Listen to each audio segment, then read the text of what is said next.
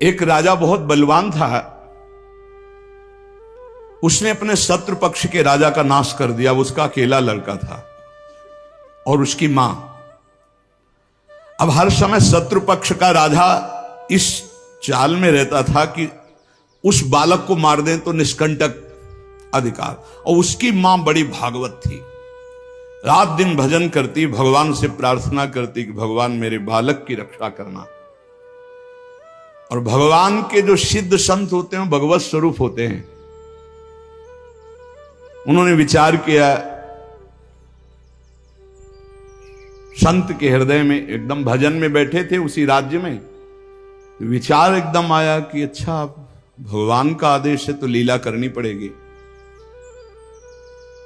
और लीला का उस समय इंतजार करने लगे। तो जो राजा बलवान था, जिसने शत्रु पक्ष के राजा को मारकर उसके लड़के को मारने को ठाना था, उसकी राजकुमारी थी, उसके स्वयंवर की रचना की जब बात आई, कमंडल उठाया, लंगोटी कस के बांधी कमर में, पहुंच गए दरबार में।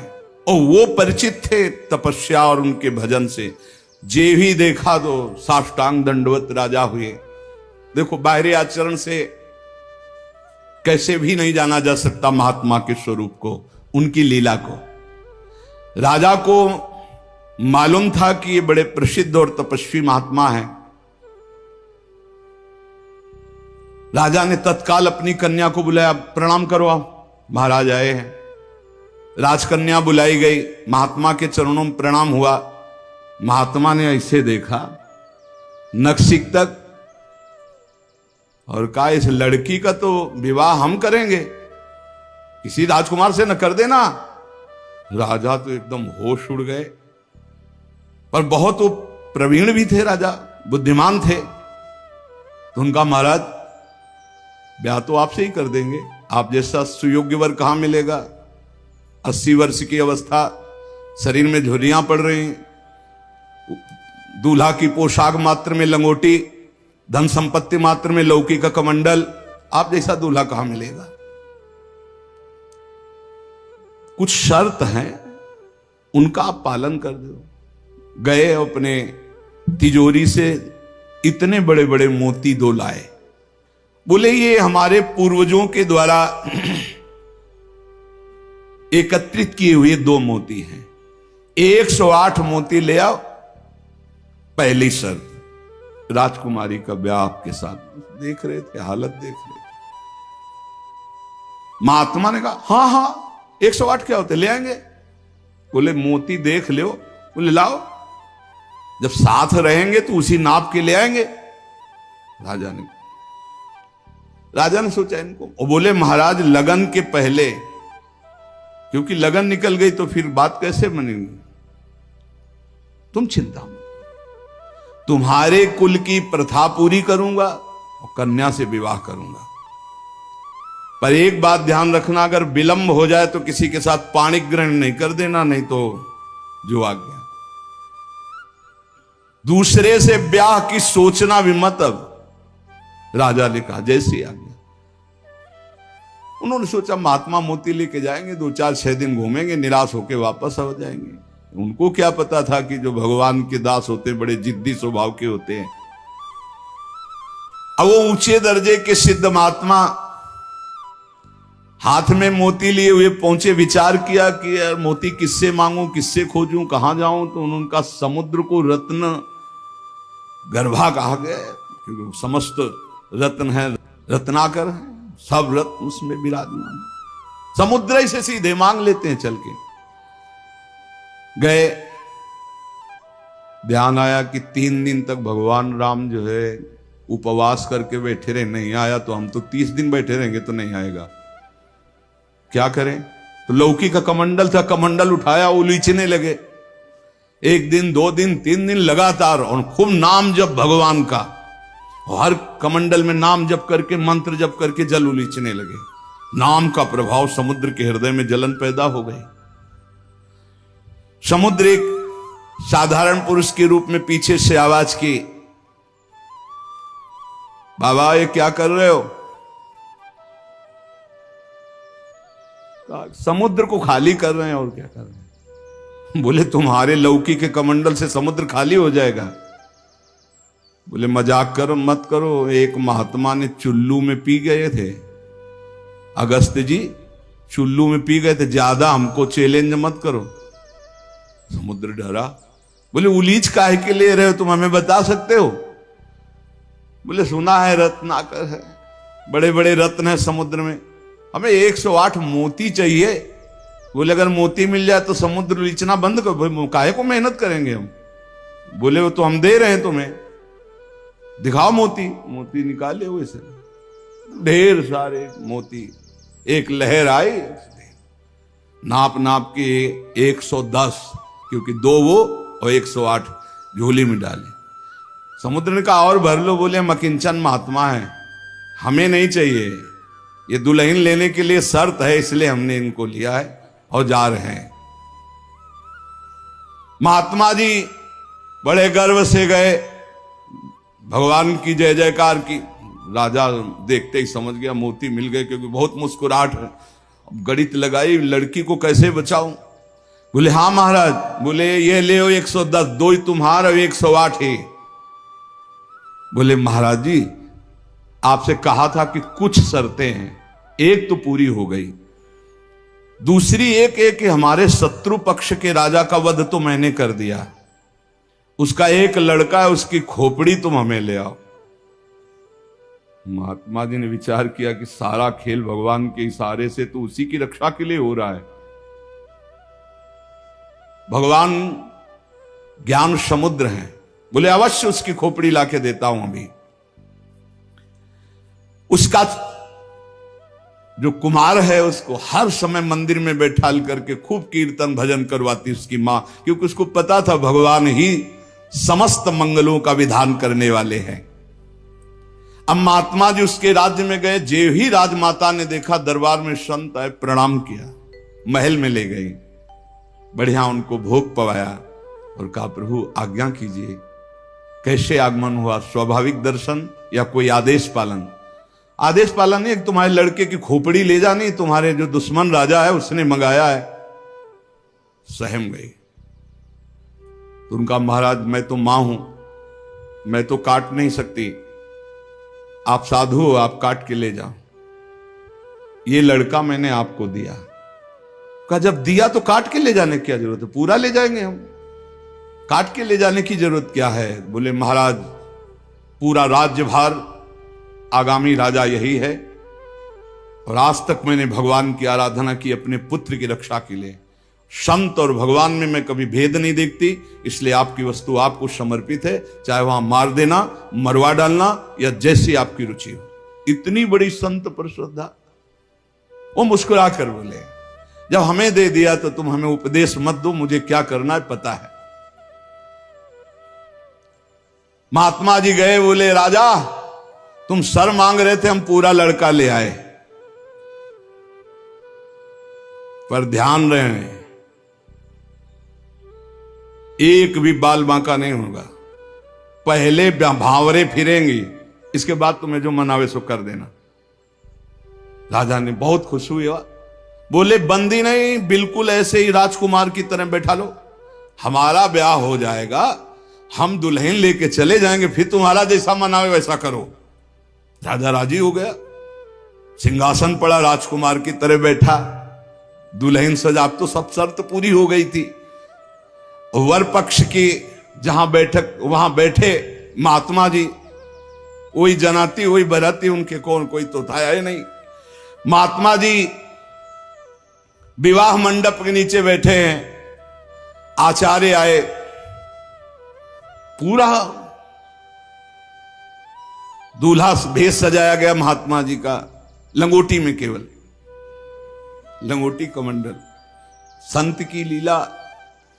कन्या आई, महात्मा ने कहा रुको, एक बार देखा तुम्हारे योग्य नहीं हो, हे राजा ये तुम्हारी लड़की हमारे योग्य नहीं। तो महाराज आप ही बोले थे, अब मतलब अब बेइज्जती तो मत करो, बिल्कुल भावरे पड़ने वाली। लड़के की तरफ देखा, हे यहाँ खड़े हो बगल में, ये योग्य है, तुम्हारी लड़की की एक, चुप, ब्याह कर इसके साथ, तुरंत अपने तपोबल से उस लड़के का ब्याह कराया। बोले सौभाग्य हो गया, जाओ। मां ने आराधना किस बात की थी कि दुश्मन राजा कहीं हमारे पुत्र को ना मार दे, और ये आदेश भगवान ने संत को दिया। तो इतनी बड़ी लीला संत ने रची, और उस राजा से कहा होश में तुम्हारी बेटी का सुहाग है, पूरी सुरक्षा उस राज्य की भी तुम्हें करनी, और अगर हमें सुनाई दिया किसी भी तरह का विरोध, महाराज। कभी कभी भगवान की आज्ञा से संतजन कुछ ऐसी लीलाएं करते हैं जिन लीलाओं को बाहरी आचरणों से आप जान ही नहीं सकते कि मामला क्या है। तो कह रहे हैं कि बाहरी जो लीला है वो तो कोई नाटक का पात्र भी कर सकता है, लेकिन संतों की लीलाओं को बिना भगवत प्राप्त कोई जान नहीं सकता है। हमारे ग्वारिया बाबा वृंदावन के सेवा कुंज गली से मस्ती से में चले आ रहे हैं, यार की मस्ती में। सामने से कुछ बंगाल से एक परिवार आए हुए थे दर्शन करने, उनके साथ लड़की को देखा। 70 वर्ष के होंगे बाबा, ग्वारिया बाबा। बिरज गए, बोले नहीं हम इससे ब्याह करेंगे। अरे बंगाली बोले कैसे करोगे तुम ब्याह, बेटी हमारी हम ऐसे। बोले नहीं। अब तो आवाज हुई तो सब ब्रजवासी इकट्ठा हुए। ब्रजवासी हंसने लगे क्योंकि जानते थे बाबा सिद्ध है और बालवत उनका व्यवहार। बोले लेंगे, दुल्हन लेंगे, इसी के साथ विवाह करेंगे। बंगाली ने कहा तुम चीता में भरो, जहां भरो, हम अपनी बेटी का ब्याह तुमसे। तो बोले नहीं करेंगे। झगड़ा शुरू। ब्रजवासी बंगाली से बोले भैया तुम नहीं जानते, ये सिद्ध महापुरुष है, एक बार हां कर दे, नहीं ये जल जाएगा बाबा। बोले अगर कुछ भी हो तो हम लोग हैं, तुम चिंता मत करो, एक बार हां कर दो। उनको समझाया, अलग ले जाए। बोले बाबा ब्याह के लिए तैयार है। बोले तैयारी की जाए। वो तो घबरा रहा है। ब्रजवासियों का बाबा पूरी तैयारी है, बस तुम अपनी तैयारी कर लो दूल्हा बनने की। यार नहीं इच्छा तुम्हारी? नहीं। बोले हमारे यार की इच्छा नहीं। चलिए। संतों की बाहरी लीलाएं ऐसी, जो सिद्ध पुरुष होते हैं उनको लोक व्यवहार की, क्योंकि वो अब सबको भगवत स्वरूप देकर एक आनंद लीला उनकी चलती रहती है। तो कह रहे कि नाटक करना गंभीरता का, ये सब ये तो नाटक पात्रों में हो सकता है, लेकिन भगवान के संतों की अभिनय की बुद्धि नहीं होती, वो स्वाभाविक भगवत प्रेरित लीलाएं उनकी होती रहती। बोले मिताहार, आधा किलो देसी घी, किलो 1.5 किलो रबड़ी, आधा किलो 1 किलो दाल सब्जी, ऐसी रोटी बीता से ना पी जाए। जब कोई देखे है चल उधर देख, और प्रसाद पाए। संतों की तो लीलाएं जान नहीं सकते। 10 ग्राम संख्या एक बीजा में मर जाए। जो भगवत प्राप्त महापुरुष है उनकी अलग अलग लीलाएं होती हैं। इसलिए कह रहे जो सिद्ध पुरुष है उनको बाहरी आचरण, अगर वास्तविकता आपको देखनी साधुता की तो मुमुक्षुता में देखिए, या जो साधक तन्मयता पूर्वक भजन में लगे उनको देखिए। सिद्ध पुरुषों से आप पहचान नहीं सकते कि किस कोटि के महापुरुष है। संत आंतरिक क्षमता से युक्त होते हैं। क्या भक्ति से ऐसी ऊंचाई प्राप्त होती? ज्ञान से और भक्ति से, दोनों से ऊंचाई प्राप्त होती है। या कोई ज्ञान मार्ग का उत्तम पथिक या भक्ति मार्ग का उत्तम पथिक। अज्ञानी पुरुष तो प्राप्त समझ ही नहीं सकता संत महापुरुषों की चेष्टाओं को। तो क्या अपने को सबसे श्रेष्ठ समझते हैं संत? नहीं नहीं नहीं, सबको अपने से श्रेष्ठ समझते हैं भक्ति के संत, और सबको आत्मस्वरूप समझते हैं ज्ञानी संत। अपने से सबसे श्रेष्ठ समझते हैं भक्त सिद्ध संत। सो अनन्य गति जाके असमति न टरे हनुमंत, मैं सेवक सचराचर रूप स्वामी भगवंत। मैं सेवक हूं, चराचर जगत मेरे भगवान का स्वरूप है, ये सिद्ध भक्त का। और जो ज्ञानी होता है वो सर्वम खलमिदम ब्रह्म, वो ब्रह्म स्वरूप अपने आत्मस्वरूप का अनुभव करके नानात्व का विस्मरण कर देता है। भक्त समस्त विश्व के लिए भजन करता है। देखो साधक अपने लिए भजन करता है, सिद्ध किसके लिए भजन करता? विश्व के लिए। सिद्ध पुरुष का तन मन और भजन, ये प्रत्येक चेष्टाएं जगत मंगल के लिए होती है, उनका अपने लिए कुछ नहीं होता। जैसे साधक परेशान रहता, मेरा कल्याण हो जाए, उसके लिए भजन साधन कर, सिद्ध पुरुष का नहीं। उसकी सारी भजन साधन की चेष्टाएं, सब जितना दिनचर्या है वो जगत मंगल के लिए होता है। सब पूरे संसार को देते रहते, तुम्हारा मंगल हो, तुम्हारा कल्याण हो। उनके पास कोई चीज नहीं रहती, कोई चीज नहीं, सब पर भगवान का अधिकार, सब भगवत स्वरूप जगत, इसलिए अपना कुछ नहीं। बड़ा ऊंचा भाव होता है भक्त का, जो सिद्ध महापुरुष होता है। जब तक देखो संतों की चेष्टाओं को नहीं जान पाओगे, उनका जो भाव होता है बड़ा विचित्र होता है। एक नाव में बहुत से लोग बैठे हुए थे, संत भगवान भी बैठे हुए थे, आराम से नाव चली जा रही थी, सब इधर उधर की बातें कर रहे थे। संत तो एक उन्मत्त अवस्था में। नाविक ने कहा, सावधान, नाव भंवर में फंस रही है, अब डूबने वाली है। संत भगवान का कमंडल था, फौरन ढक्कन हटाया और भर भर करके नदी से पानी नाव में डालने लगे। अरे वो ये क्या कर रहे हो? किसी की नहीं सुन रहे थे, 10-12 कमंडल तो डाल ही चुके थे। इतने में नाविक ने कहा, भगवान की कृपा से नाव भंवर से निकल गई, बचने का संकेत है। जो कमंडल से डाला था बाहर फेंकने लगे। सबने पक्का समझ लिया, जब डूबने वाली थी तो नदी से पानी डाल रहे थे, और जब बचने वाली है तो नाव से बाहर डाल रहे थे। वे पागल दिमाग के हैं। लेकिन वो नाविक बहुत से संतों को पार किए थे। तुम मत करना ऐसा, ये सिद्ध पुरुषों की बात कह रहे हैं। हाँ, जो कि हम भी सिद्ध ही दिखाने के लिए ऐसा कुछ करें तो पिट जाओगे। वहां सिद्धों की एक अलग भागवतिक महिमा भी होती है। बाहर गए तो सब चले गए थे, उसके बाद साष्टांग प्रणाम किया। नाविक ने कहा, महाराज जी इतना तो आप कृपा करके बता ही दीजिए, क्योंकि मैं प्रायः संतों को यहां से पार करता रहता हूं, तो संत कृपा हम पर है। आपके देखने से लगता है कि आप भजन में उन्मत्त रहते हैं। फिर आपकी ये चेष्टा मेरी समझ में नहीं आई। जब मैंने कहा नाव डूबने वाली तो आपने नदी से पानी इधर, और जब मैंने कहा बचने वाली तो नाव से नदी में डालने लगे। इसका मतलब क्या था? तो उनका जब हमें यह पता चला आपके मुख से कि भगवान डुबोना चाहते, तो हमने कहा भगवान की इच्छा में 10 कमंडल हमारे, तो हम डालने लगे। जब कहा बचाना चाहते, तो हमने सोचा भगवान जब बचाना चाहते तो हम भी सहयोग करें। तो जो डाला था वो बाहर कर दिया। जोई जोई प्यारो करे सोई मोई भावे, भावे मोई जोई, सोई सोई करें प्यारे। जो इस सिद्धावस्था को प्राप्त है वो भगवान की रुचि में रुचि मिला के चलते हैं। ऐसा आप मत करना, वो सिद्धों की अलग लीला होती है। तो यहां कह रहे हैं जो भक्ति में जो परिपक्व महापुरुष है, वो सारे जगत को भगवत स्वरूप मानकर अपने तन मन भजन के द्वारा सबका मंगल करते रहते, सबका हित करते रहते हैं।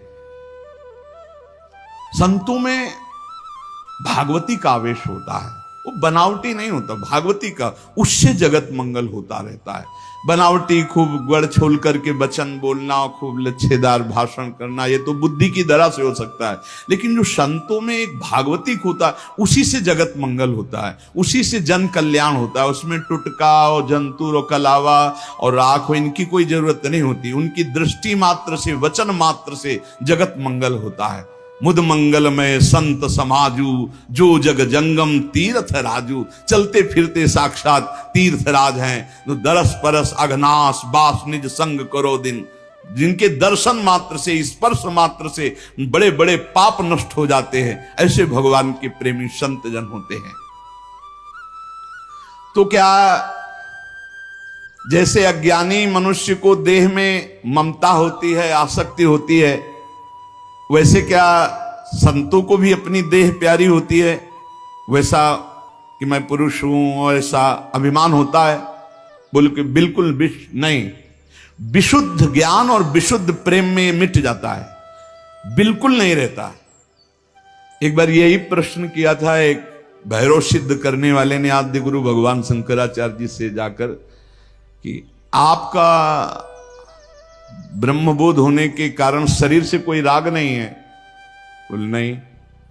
बोले हम आपकी गर्दन उतार के ले जाए, हमारी भैरव यज्ञ पूर्ण हो जाएगी तो मैं सिद्ध हो जाऊंगा, क्योंकि आपको शरीर से कोई राग तो है नहीं, मिथ्या है आपकी दृष्टि में। बोले पक्का, पर अभी जो उतारोगे तो शिष्य लोग हैं, ये तुम्हारा हित कर सकते हैं। कल 4 बजे आना, यहीं पीपल के नीचे मैं ध्यानस्थ होऊंगा, सर उतार ले जाना।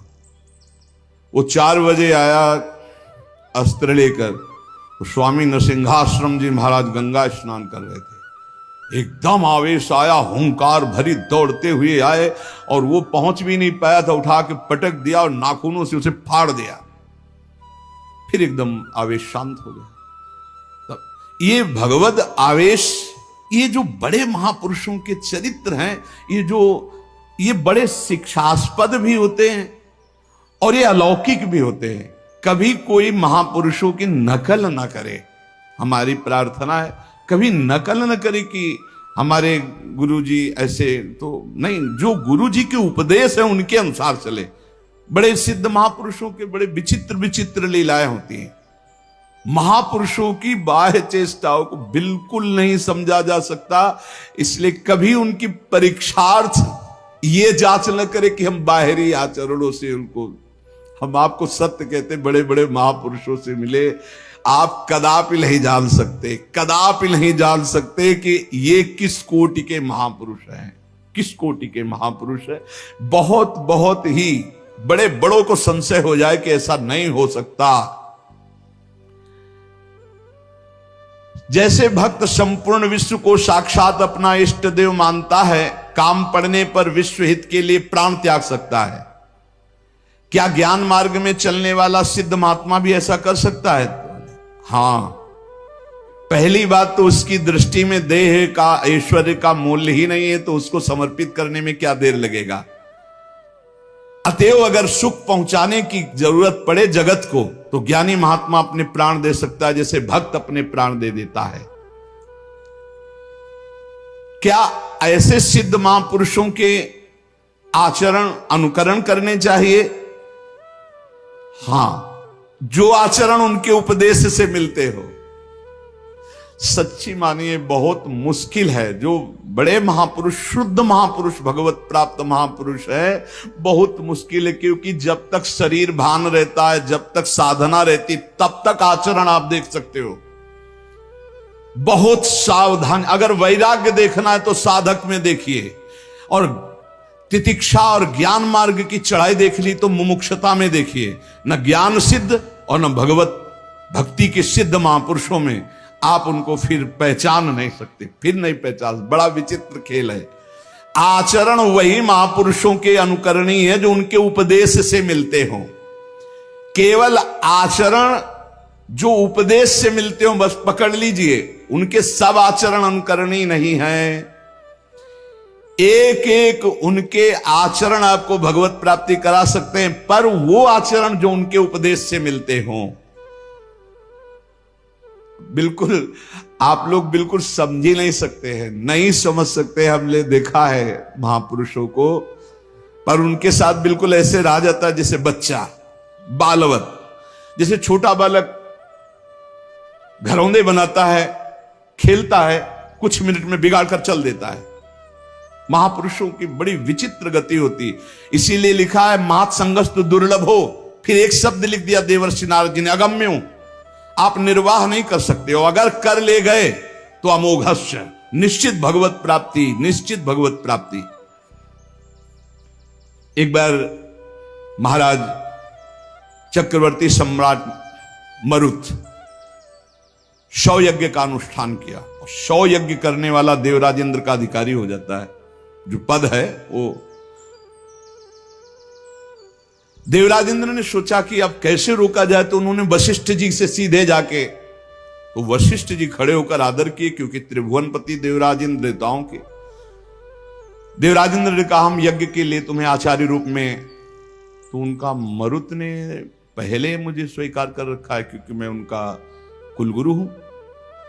तो उनका मनुष्य की स्वीकृति से ज्यादा देवताओं की स्वीकृति होती है, मैं देवराज हूं, मैं आपसे निवेदन कर रहा हूं कि मैं आचार्य पद में आपको स्वीकार करता हूं, क्या यह शास्त्र सम्मत नहीं है? उनका ये तो शास्त्र सम्मत है, पहला अधिकार आपका ही है, आप यज्ञ भोक्ता देवता, इसलिए मैं स्वीकार करता हूं आपका आचार्य पद, यज्ञ कराने मात्र के लिए। वैसे देवताओं की कुलगुरु तो भगवान बृहस्पति देव हैं।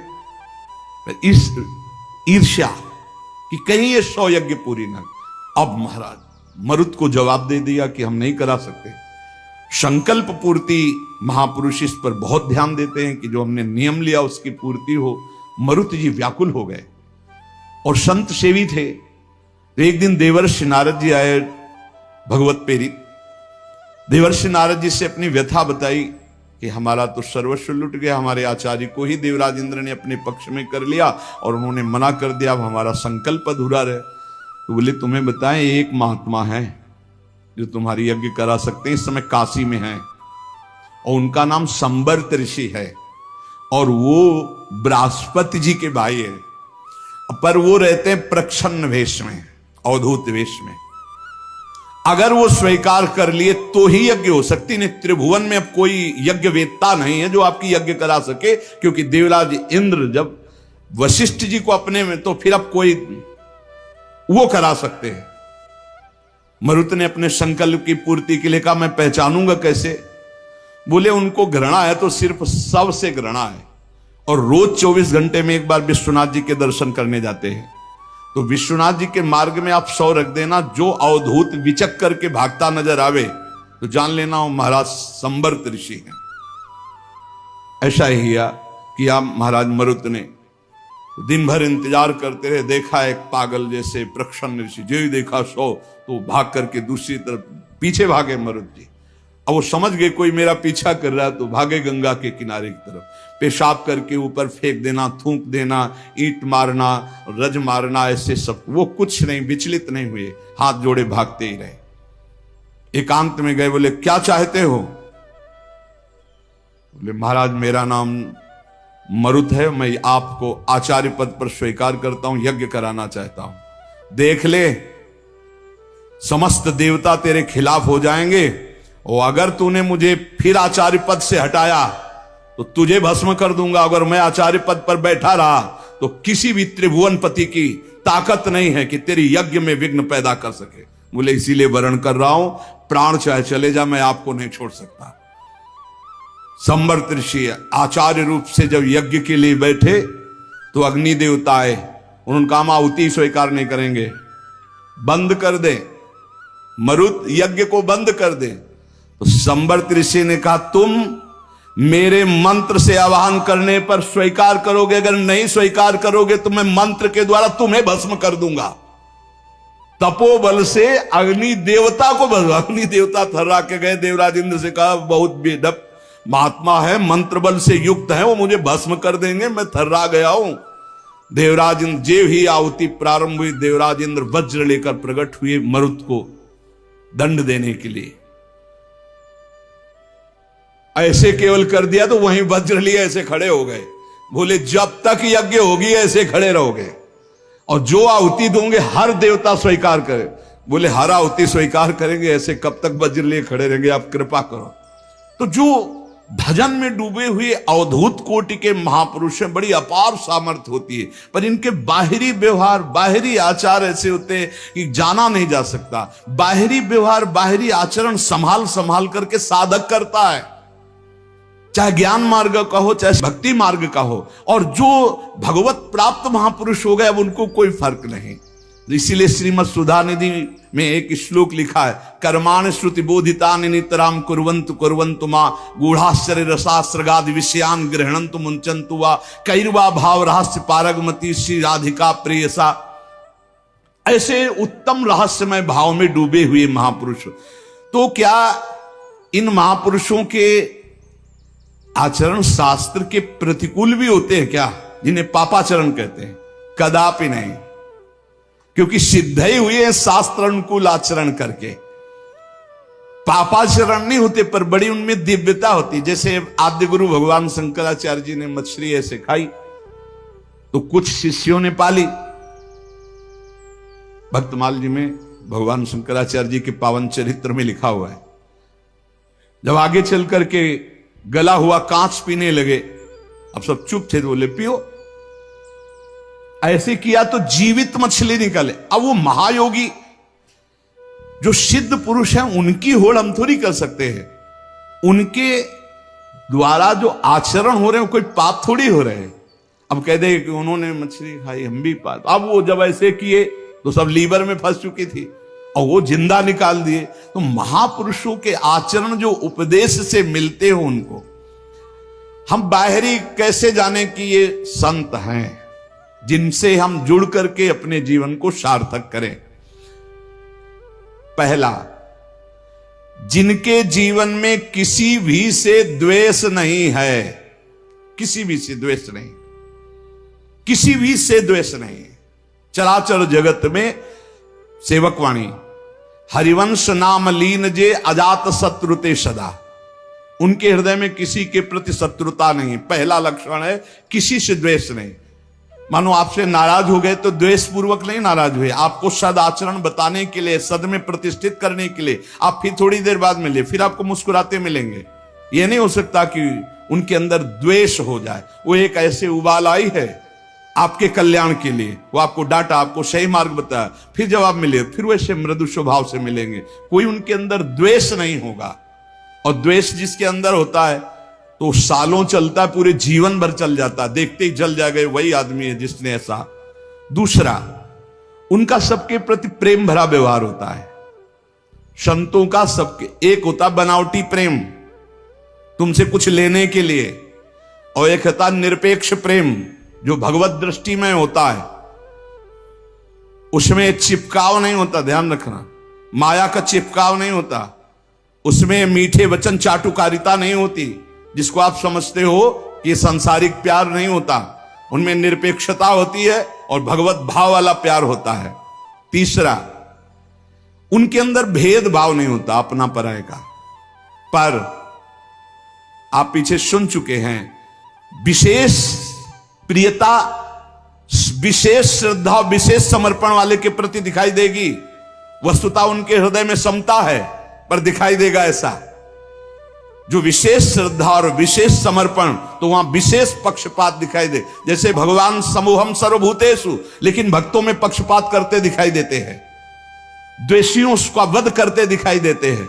है तो सम, लेकिन भक्ति ने उनको भगवान के हृदय में पक्षपात प्रकट कर दिया। ऐसे ही संत सम है, आपका समर्पण और आपका प्रेम पक्षपाती बना देगा उनको। भाव अंदर से समर्पित सबके प्रति, भेदभाव रहित। चौथा, श्री भगवान के सिवा कोई अपनापन नहीं कहीं किसी से भी। ये संत की पहचान, भगवान के सिवा किसी से अपनापन नहीं। ये अपने हैं, ये शब्द नहीं। मेरे तो गिरधर गोपाल दूसरों न कोई। संत की स्थिति में, आंतरिक स्थिति में केवल भगवान, और वही सब रूपों में है, इसलिए सबसे प्यार। शरीर मन वाणी में कहीं भी अहंकार नहीं, न शरीर में, न मन में, न वाणी में। सुख दुख में जिनकी बुद्धि स्थिर रहती है वो संत हैं। अपना बुरा करने वाले के प्रति सामर्थ्य है दंड देने की, पर दंड ना देकर उसको क्षमा करना, ये संत का स्वभाव है। सामर्थ्य है, अच्छे से दंड दे सकते हैं, तप के द्वारा दंड दे सकते हैं, समाज के द्वारा दंड उनको दिला सकते हैं, लेकिन वो क्षमा करेंगे। संत का स्वभाव दंड देना नहीं। अनुकूल और प्रतिकूल वस्तु या परिस्थिति या व्यक्ति या स्थिति में बराबर संतुष्ट रहना। चाहे अनुकूल परिस्थिति हो, चाहे अनुकूल व्यक्ति हो, चाहे अनुकूल घटना हो या प्रतिकूल परिस्थिति हो, प्रतिकूल वस्तु हो, प्रतिकूल घटना हो, वो समान स्थिति हृदय की रहना। चित्त का निरंतर योग युक्त रहना। योग युक्त किसे कहते हैं? निरंतर भजन चलते रहना। तेसाम सतत युक्ता नाम भजताम प्रीतिपूर्वकम ददामि बुद्धि योगम तम। निरंतर भगवान के चिंतन में डूबे रहना संत का लक्षण। चेहरा बता देता है कि भगवान में डूबा है कि संसार का चिंतन हो रहा है। जो भगवान में डूबा होता है उसकी एक अलग अलौकिकता होती है, उसके नेत्र, उसके मुखारविंद से एक आभा प्रकट होती रहती है जो भगवान में डूबा होता है। वो मन